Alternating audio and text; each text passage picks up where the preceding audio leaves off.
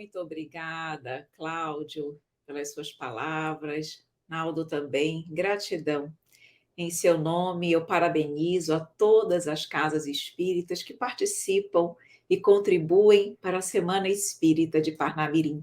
Parabéns por esta 36ª edição. E eu fico muito feliz, honrada pela participação, minha primeira vez aqui com vocês. Que bom termos a oportunidade de refletirmos sobre uma passagem tão bonita e uma passagem que nos traz tamanhas reflexões. Ergue-te, anima-te, ele te chama. Faz parte, e está essa frase especialmente no Evangelho de Marcos, capítulo 10, versículo 49, e refere-se exatamente ao contexto de uma das curas de Jesus, quando Jesus curou o cego Bartimeu. Então, nós vamos, nas nossas reflexões de hoje, vamos entender um pouquinho o contexto em que essas palavras foram ditas, por quem elas foram ditas, o que elas podem e significam para nós, qual a mensagem que essa passagem evangélica nos traz. Com certeza, nós sabemos que nenhuma passagem da vida de Jesus é desprovida de grandes ensinamentos. E vamos poder, então, hoje refletir um pouquinho e conhecer um pouquinho mais desses ensinamentos. E, claro, sempre trazendo esses ensinamentos para nós. O que é que esses ensinamentos, o que é que essa frase, o que é que essa passagem tem a ver conosco, passados mais de 2000 anos? Será que tem? Sabemos que sim, mas vamos então poder realmente também refletir e ponderar sobre isso. Então, inicialmente, precisamos entender em que condições essas palavras foram ditas, onde Jesus estava. Na verdade, ele estava saindo de Jericó, estava junto com os apóstolos e uma multidão que o seguia. Ele estava seguindo para Jerusalém. E exatamente ali, assentado, então, à beira do caminho, havia o cego Bartimeu. E Bartimeu, ele estava então assentado, ouvindo aquela multidão, aquele burburinho, e naquele momento ele ouve falar de Jesus de Nazaré. E ele já conhecia, já tinha ouvido falar das curas de Jesus, da mensagem de Jesus, do quanto Jesus estava transformando e mudando a vida das pessoas. O cego Bartimeu, ele não tinha mais esperanças na sua vida. Vivia ali realmente mendigando, esperando um ato de bondade das pessoas que ali passassem. Mas quando ele ouviu falar de Jesus, algo mudou. Uma expectativa diferente o envolveu. Um fiapo de esperança naquele momento desabrochou em seu coração. Porque ali naquele momento, conhecendo o que Jesus já havia feito, ele sentiu no íntimo do seu ser que Jesus poderia curá-lo. E essa certeza, essa fé que o envolveu naquele momento, fez com que ele clamasse: Jesus, filho de Davi, tem misericórdia de mim. E quando ele disse isso, a multidão que o envolvia, de alguma forma começou a repreendê-lo, para que ele se calasse, para que ele não incomodasse Jesus. Na verdade, se nós formos refletir um pouco sobre isso, é muito provável que esses demais quisessem Jesus ou a presença de Jesus apenas para eles, como se o cego Bartimeu, pela sua condição de miserabilidade, de doença, ele não fosse digno, ele não merecesse a atenção de Jesus. Mas Bartimeu, naquele momento, não se sentiu, de alguma forma, prejudicado no seu desejo de falar com Jesus e de chamar a atenção de Jesus.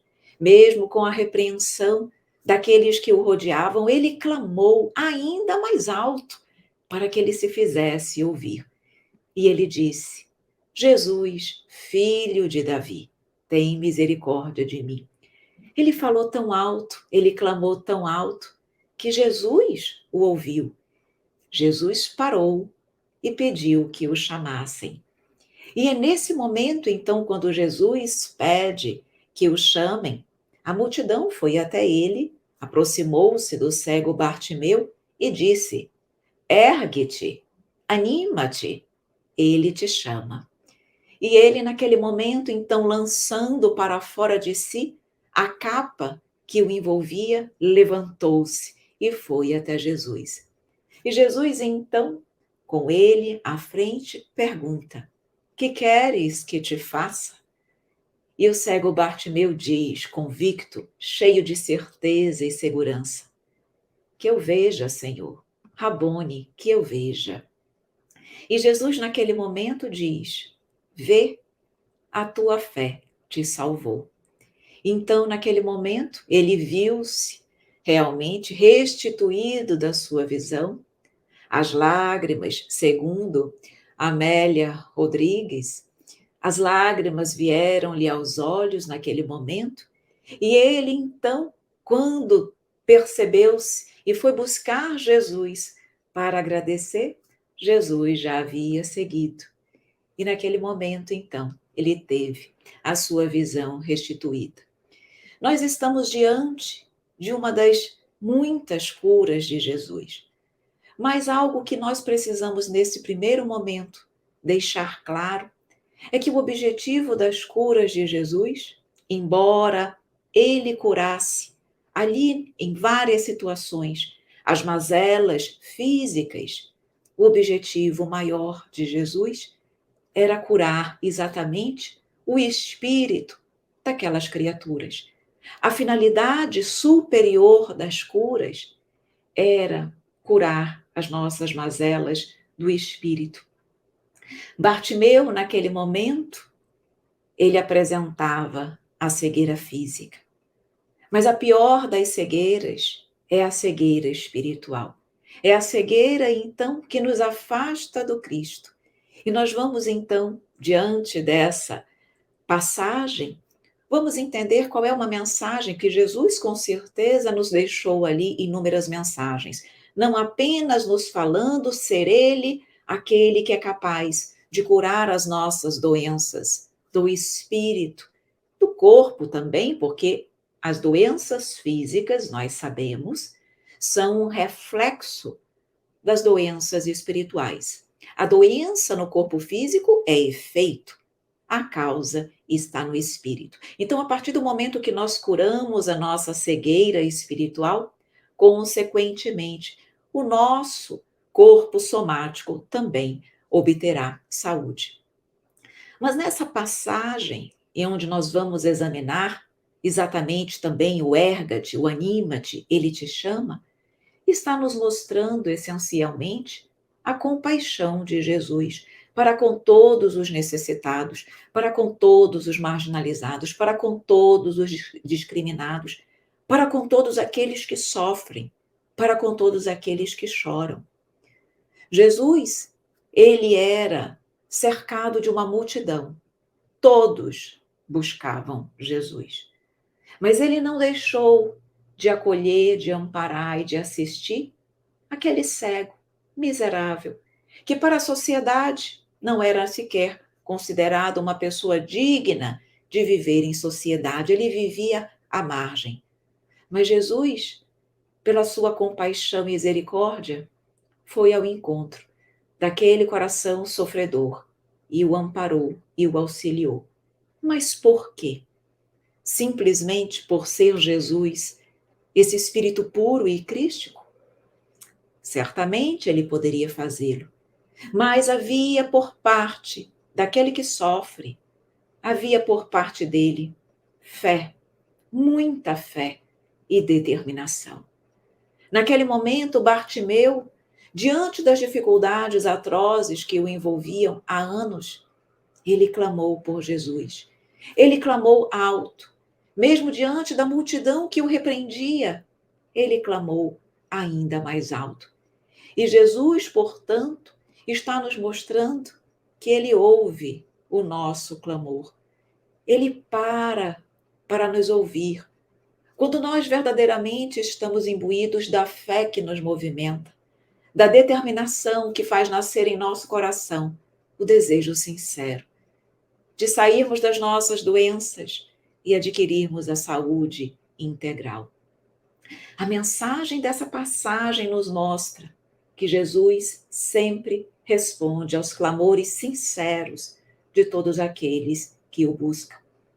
E nós vamos então interpretar alguns detalhes dessa passagem para que nós possamos trazer para as nossas vidas. Porque o objetivo essencial de estudar Jesus, de estudar o seu evangelho, é conseguirmos compreender o que isso nos diz respeito, o que isso muda e interfere na minha vida atual, para que eu possa me modificar e caminhar ao lado dele.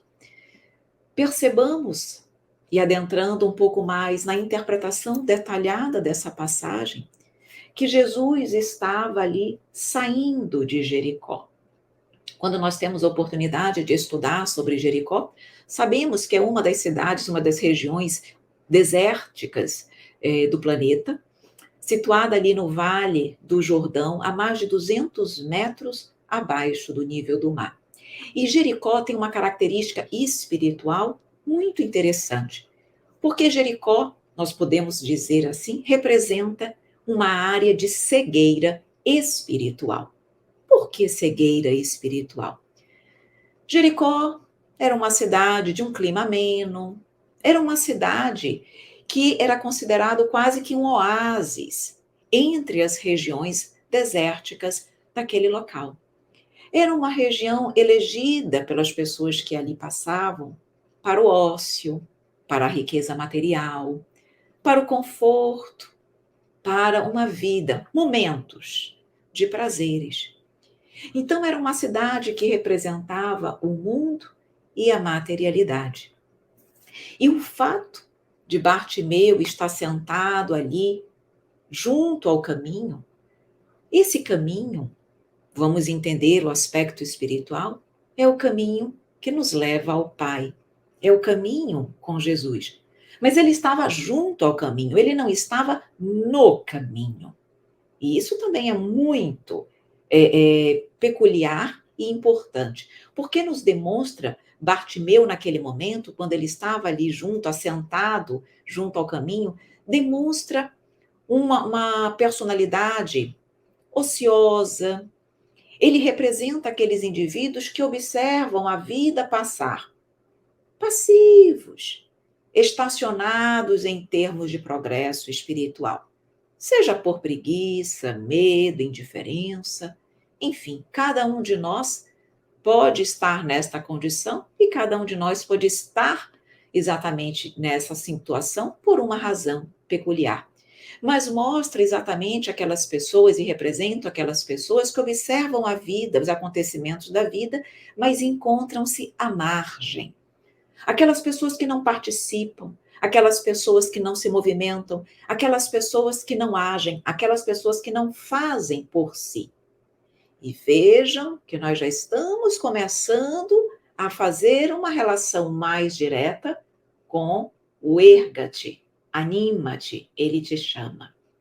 Ergue-te, anima-te, é uma postura ativa, movimenta, faz por ti, ajuda-te, que o céu te ajudará. Então, essas pessoas e nós, que muitas vezes buscamos as coisas do Pai, do alto, mas esperamos o auxílio do invisível sem nada fazer, de forma gratuita, nós já precisamos começar a repensar as nossas atitudes. Porque o auxílio do Mestre, a sua misericórdia é constante, é infinita. Mas nós precisamos fazer a parte que nos cabe. E Bartimeu fez isso. Mesmo na inércia em que ele se encontrava, ele foi despertado pelo ruído da passagem de Jesus. Jesus, então, ao ouvir falar do Mestre, e ele, naquele momento, então, saindo daquela inércia, ele clamou. Ele, naquele momento, sabendo que Jesus passava, então foi um momento decisivo para uma mudança de postura de Bartimeu. E isso fez com que ele despertasse para a realidade da vida, para a possibilidade de sair da condição de enfermidade e adquirir a saúde. Porque ele estava junto ao Mestre. Isso nos mostra então que o Cristo não passa por acaso na vida de nenhum de nós. E quando Jesus passa em nossas vidas, ele deixa a sua marca de amor e de compaixão. Ele, portanto, reconheceu em Jesus o Salvador. Ao dizer, Jesus, filho de Davi, tem misericórdia de mim, essa frase, ela é muito mais significativa do que nós possamos imaginar. Porque ao dizer filho de Davi, ele estava ali expressamente reconhecendo ser Jesus, o Salvador prometido, aquele que viria para tirar a tristeza do mundo. E isso por quê? Porque nas previsões, nas profecias do Antigo Testamento, diria que o Salvador viria e que o Salvador seria descendente do rei Davi. Davi foi o rei mais conhecido da Bíblia e da sua descendência é que seria o Salvador. Como Jesus era filho de José, José era descendente da tribo de Davi e, consequentemente, Jesus. Então, naquele momento, quando o Bartimeu disse filho de Davi, era ali a demonstração clara, no sentido de dizer: eu sei, Jesus, quem tu és. Tu és o Salvador prometido, o Messias prometido, o Filho de Deus na terra. E eu acredito, e eu sei, que tu podes transformar a minha vida, que tu podes trazer-me à luz, para que eu saia das trevas que me envolvem, para que eu possa ser feliz. E Jesus, então, ao ouvir aquele clamor, Jesus parou, porque Jesus percebeu então que aquele chamado não era um chamado superficial, não era um chamado de momento, era um clamor íntimo, que partiu do fundo do coração daquele que sofre, mostrando para nós então que, quando nós buscamos verdadeiramente Jesus, porque nós também somos como Bartimeu, ainda somos cegos, se não materialmente falando, certamente que espiritualmente ainda o somos. Estamos aqui buscando um pouquinho de luz, mas essa luz ela não vem com conhecimento única e exclusivamente. A luz vem e virá para todos nós, mas ela só chega verdadeiramente quando nós nos dispomos a nos erguer, quando nós nos dispomos a nos animar, quando nós realmente, ao sabermos que Jesus nos chama, nos levantamos deixando a capa que representa o mundo material e seguimos ao encontro de Jesus. Jesus poderia ter ido ao encontro de Bartimeu, mas ele pede que o chamem. Ele permite que Bartimeu, com o seu livre-arbítrio, levante-se, erga-se e siga até o Mestre, mostrando que Jesus estava ali à disposição para auxiliar, e ele está à disposição sempre para nos auxiliar. Mas ele espera que nós sigamos até ele, que nós possamos ir ao seu encontro como um ato sincero e de verdade, porque muito sabemos, mas na hora de nos reerguermos, de fazermos esforços, de darmos os passos muitas vezes desafiadores e de testemunhos na nossa vida, nós titubeamos. Nós, então, não temos a certeza mais daquilo que nós queremos. Então, busquemos exatamente o exemplo do cego Bartimeu. Vejam que aqueles que iam passando o recriminavam para que ele se calasse. E isso por quê? Porque a multidão naquele momento não conseguia perceber a transformação íntima que estava se operando e que se operou no cego Bartimeu naquele momento. Só ele sabia, dentro do seu coração, o que se passava.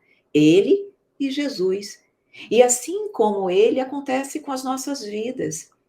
Só nós, muitas vezes, sabemos todo o esforço que nós estamos a fazer para mudarmos o nosso coração, ainda orgulhoso e cheio de vaidade.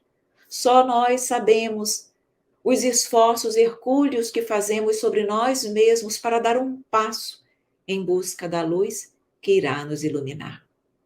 Críticas, repreensões, julgamentos, discriminações, nós vamos enfrentar. Faz parte. Estamos num mundo ainda de expiações e de prova, e nós precisamos disso, porque são exatamente essas pessoas, essas multidões que ainda não conseguem captar e perceber o nosso íntimo, são elas que nos oportunizam o entendimento, a paciência, a compreensão, a caridade, a piedade e o perdão. Tudo que nos acontece, então, na vida é uma oportunidade para que nós nos ergamos e nos animemos, porque ali está uma oportunidade divina de nós seguirmos com Jesus. Ele está ali. Muitas vezes, nessas pessoas que nós não conseguimos entender naquele momento, ali está também a mão de Jesus, a nos convidar e a conclamar ao perdão e ao entendimento. E nós podemos ser, às vezes, a multidão que coloca obstáculos ao processo de auxílio dos outros. Vemos agora, vamos mudar um pouco aqui o nosso olhar, a nossa leitura. Será que nós também não estamos agindo como essa multidão que repreendia? Quantas vezes matamos os sonhos, matamos os desejos, as vontades das pessoas que nos rodeiam? Quantas vezes usamos as palavras para diminuir o outro, para dizer que ele não é merecedor, que ele não é capaz? Será que nós também não estamos, muitas das vezes, agindo em desconformidade com aquilo que Jesus nos orienta? Mas a postura do Mestre é interessantíssima, porque ele ignora aquela multidão que repreende o cego Bartimeu. Ele chama, ele volta-se, ele para e volta-se para Bartimeu e pede que o chamem. E o que ele pergunta a Bartimeu? Que queres que te faça? Será que ele não sabia que Bartimeu queria enxergar? Tendo Jesus a dupla vista, que a capacidade, ele tinha ali a capacidade de entender, captar os nossos pensamentos, os mais íntimos pensamentos do nosso coração. Ele sabia, claro que ele sabia. Então por que ele perguntou? Porque ele não curou imediatamente Bartimeu. Isso demonstra que Jesus respeita o nosso livre-arbítrio e, principalmente, ele ajuda, mas ele deseja que nós saibamos aquilo que nós queremos. Se eu quero ser curada por Jesus, eu preciso saber o que eu quero. Eu preciso saber que eu quero ser curada das minhas mazelas. Eu preciso antes saber que eu sou doente. Eu preciso reconhecer em mim as minhas fragilidades, os meus vícios, as minhas imperfeições, tudo aquilo que ainda me aparta do Pai, tudo aquilo que ainda me afasta do nosso Mestre querido. Para que eu possa pedir para que Ele me cure, eu tenho que me reconhecer doente. E já fazemos isso? Nem todos, porque o orgulho nos cega para as nossas próprias imperfeições. Ainda faz com que nós nos achemos melhores do que realmente somos. Portanto, Jesus, ao perguntar a Bartimeu, o que queres que te faça? Ele queria realmente saber se Bartimeu estava seguro daquilo que ele queria. Estava seguro de que ele queria a cura espiritual e física. Se Jesus, neste momento, perguntasse a cada um de nós: o que queres que te faça? Será que nós estaríamos com a resposta na ponta da língua, assim como Bartimeu? Ou nós iríamos titubear, ficar pensando, mudos, sem saber o que dizer? Por quê? Porque ainda, talvez, não tenhamos a decisão, a certeza de que queremos estar com o Mestre, de que queremos realmente que Ele nos cure. Bartimeu disse: Senhor, que eu veja, firme, seguro, categórico, decidido. Ergueu-se, levantou-se, animou-se. Jesus o chamava e nós também. Assim precisamos fazer. Lembremos que o evangelho ele é essencialmente para a melhoria do espírito. Claro que nós podemos interpretar essa passagem como de forma literal, a cura do corpo físico, mas ele é essencialmente para a melhoria do espírito. Jesus, na verdade, está ofertando o seu auxílio para dilatar a nossa visão espiritual. Mas nós precisamos ter capacidade, ter olhos para ver, ouvidos para ouvir. A partir daquele momento, quando ele disse a Bartimeu: Vê, a tua fé te curou.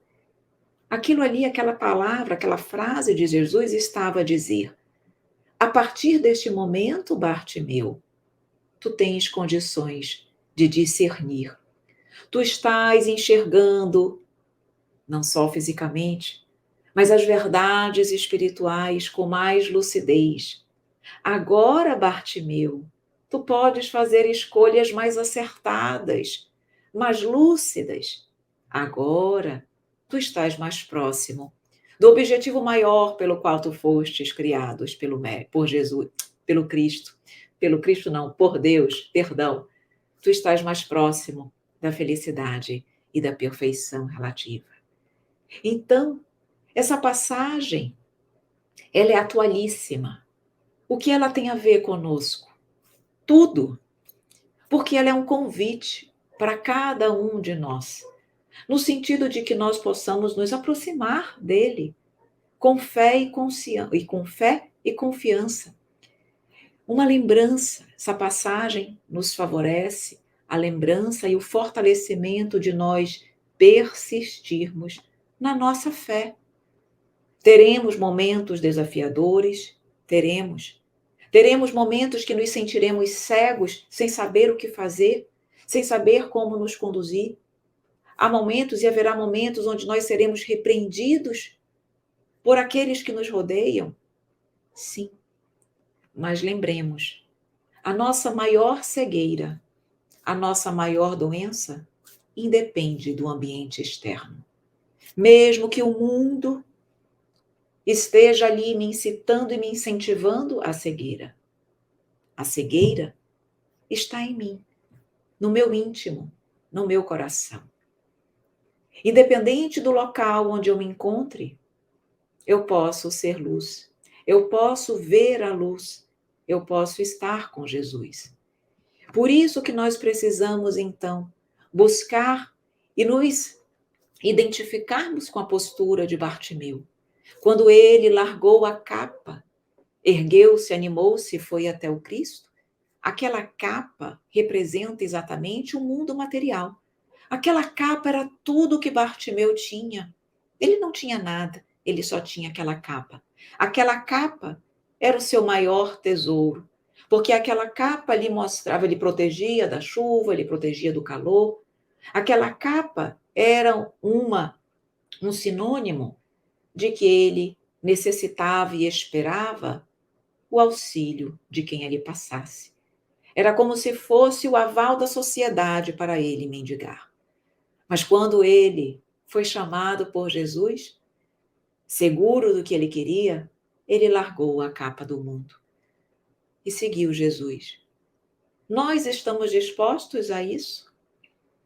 Nós estamos realmente dispostos a largarmos a capa do mundo, nos erguermos e seguirmos até o Cristo? Ele não se limitou a desejar a própria cura.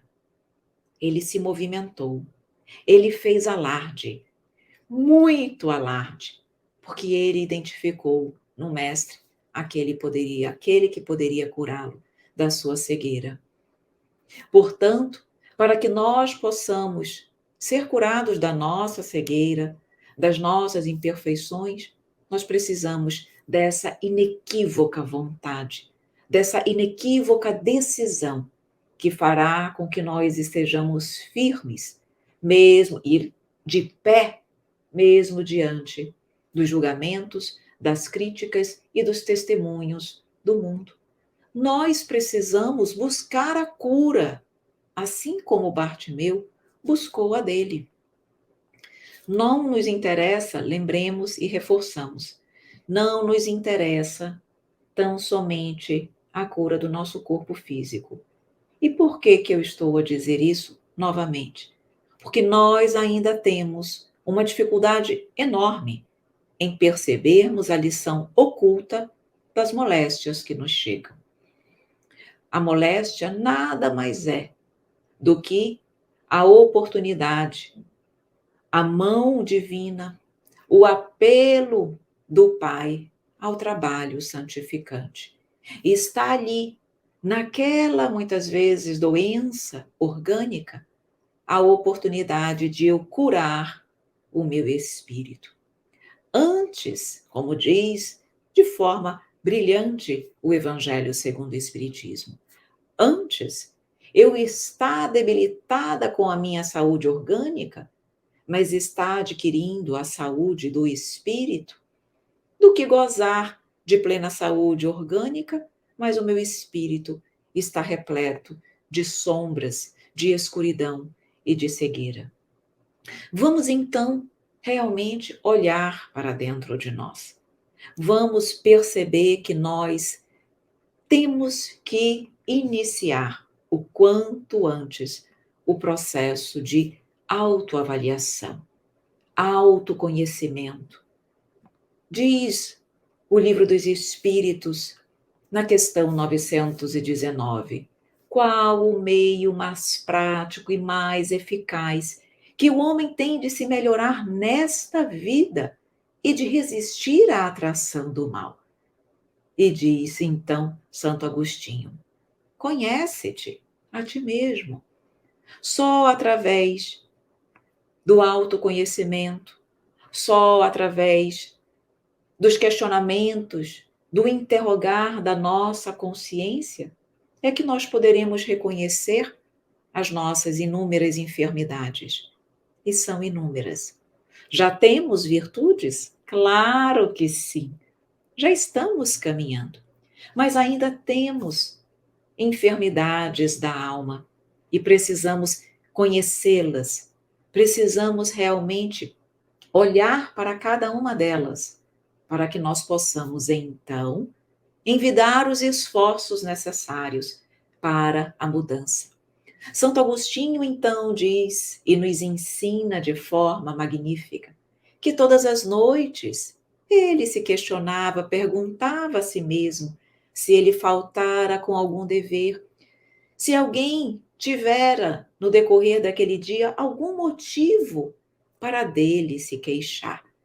E é muito interessante que ele se questionava, ele se perguntava, por quê?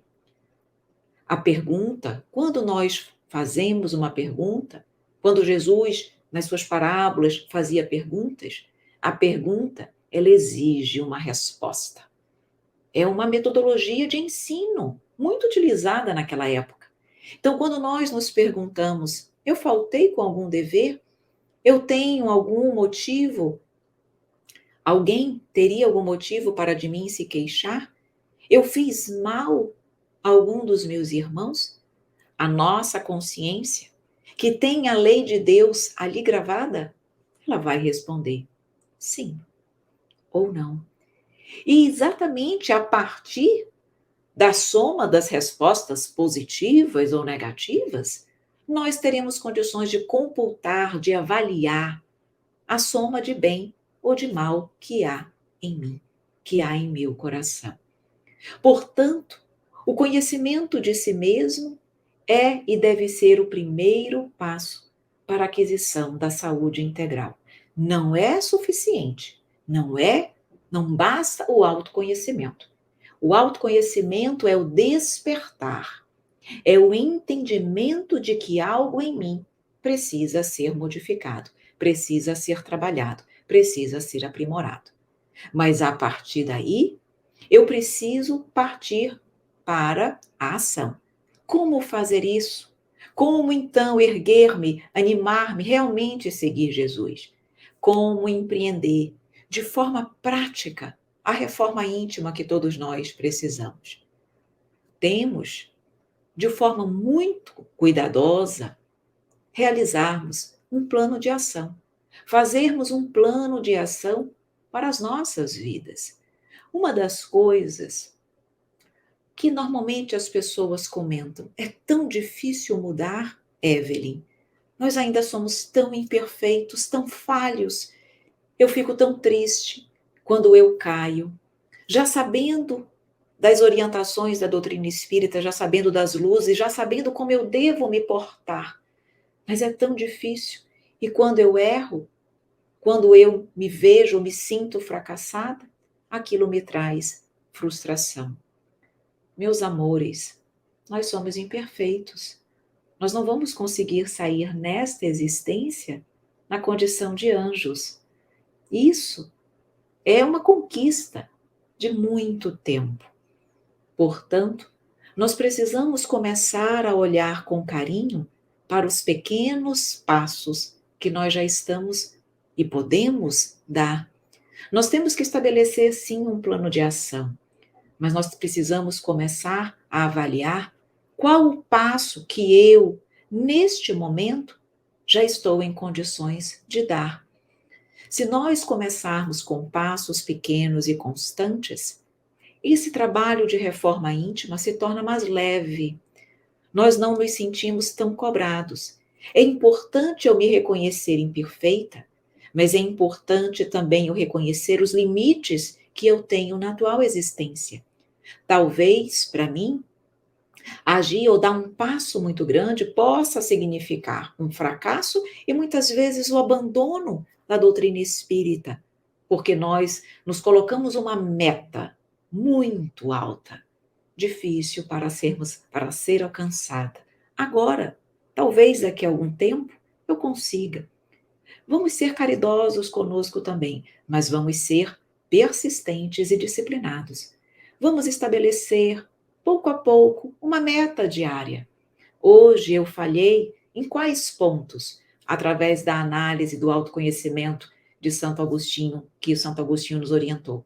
Anote aquilo que nós erramos e veja dentre aqueles pontos aquilo que você amanhã já pode tentar fazer um pouco melhor.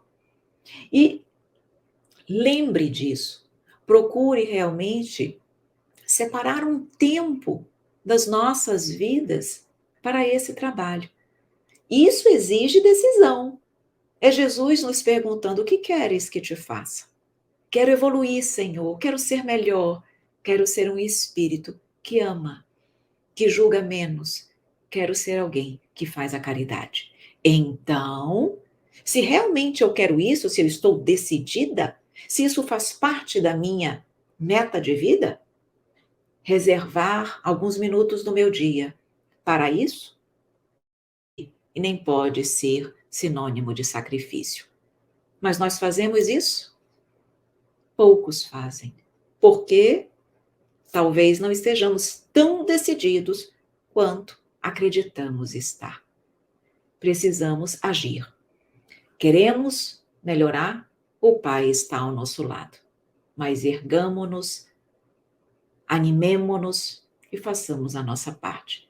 Com pequenos passos diários e o autoconhecimento constante, certamente nós vamos estar mais próximos dessa cura integral, da cura do espírito e, consequentemente, da cura do corpo somático, pois é um reflexo do nosso corpo perispiritual.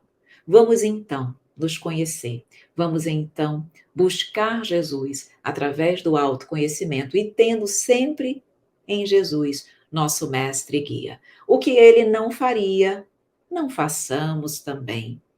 Se ele fizer, façamos junto com ele, pois sabemos que é o caminho do bem. E meus queridos amigos, então, para que nós possamos trazer, já finalizando, nas considerações finais das nossas reflexões, para que nós possamos então fechar as nossas ideias e como nós estamos falando e finalizando com a necessidade do autoconhecimento que vai nos oportunizar a transformação comportamental que nós necessitamos, nós escrevemos uma poesia exatamente com o título, com o tema de autoconhecimento, que possa ser uma mensagem final para as nossas reflexões. E a poesia nos diz: o conhece-te a ti mesmo traz um sentido profundo. Não é uma frase a esmo, mas valioso a todo mundo. Interrogando a consciência, conhecemos nossa essência. Sou alma de benevolência? Ou ainda que faltei com algum dever, preciso isso reconhecer, para poder me reformar e aprender a amar. Com o autoconhecimento, adquire-se discernimento. É o primeiro passo real para a perfeição moral. Disciplinar o pensamento é indispensável advento. Torna o homem sereno, aproxima-o do Nazareno.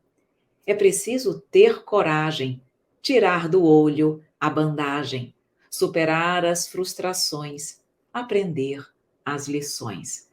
O amadurecimento psicológico é necessário e pedagógico. Tira o ser da idade infantil e do comportamento pueril. Adquire inteligência emocional. Vê em Jesus exemplo sem igual. Vive o amor incondicional. Atinge a elevação espiritual. Muito obrigada.